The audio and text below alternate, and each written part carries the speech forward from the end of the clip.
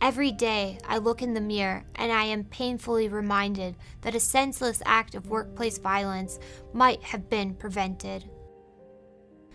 We all deserve a safe work environment, but violence in the workplace is more frequent than you may know. Workplace violence is an act of physical violence which includes threats, harassment, or anything that causes you to fear for your personal safety. It can be inflicted by employees, supervisors, co-workers, family members, or even a stranger. Workplace violence is one of the leading causes of job-related deaths. While there is no sure way to predict human behavior, there are a number of ways to ensure a safe workplace, like recognizing potentially violent behavior and understanding your courses of action if you feel threatened.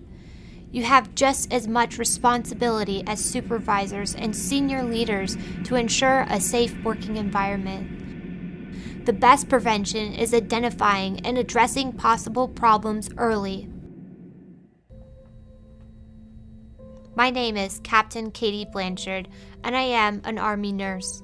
My story began when I became a supervisor to a civil service employee who showed many signs of potential violence: deteriorating job performance, poor relationships with coworkers and customers, refusing to accept criticism of his performance, refusing to comply with rules, outbursts of rage, swearing, odd behavior that caused people to avoid him, refused to work with him, and in fact, his workspace was isolated, so he didn't work around anyone else. When he communicated to others, he avoided eye contact. He frequently seemed angry and irritated. The first time he reacted violently toward me, I was counseling him about his lack of performance. Alone with him in his office, he became enraged and shouted at me. I left and reported the incident to my supervisor. When my supervisor confronted him, he denied everything. I pursued disciplinary action, but it took months for the paperwork process. Meanwhile, I continued to try to hold him accountable for his work performance. For my own safety, I always had someone else in the room during counseling. I was genuinely afraid of him, and everyone knew it. This individual intimidated and harassed me. At one point, he repeated several times, "You are the problem," and refused to leave my office when directed. My workplace became an environment where verbal abuse and disrespectful behavior were tolerated. 2 weeks before the fateful day, my life would change forever. My attacker's whole demeanor abruptly switched. He became upbeat, smiling, jovial, behavior totally out of character. The sudden change of behavior was another typical warning sign of workplace violence. On September 7th, the workday was drawing to a close, and the hallways had grown quiet. Most everyone had left for the day, but I noticed my attacker lingered longer than usual at work. A coworker accompanied me when I told him he needed to leave. He agreed, and I went back to my office.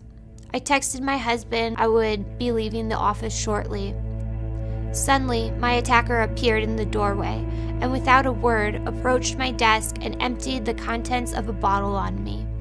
Everything happened so quickly.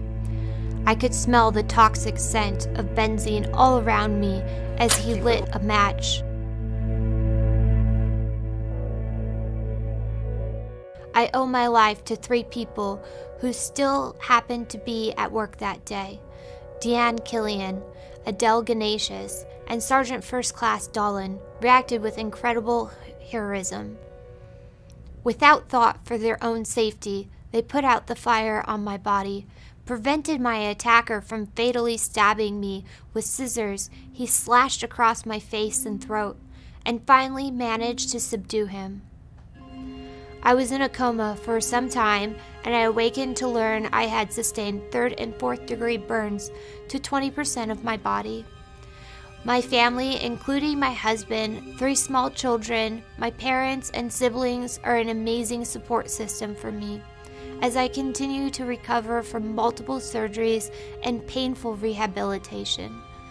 They say hindsight is 20/20, but in this situation, all the clues were glaringly there.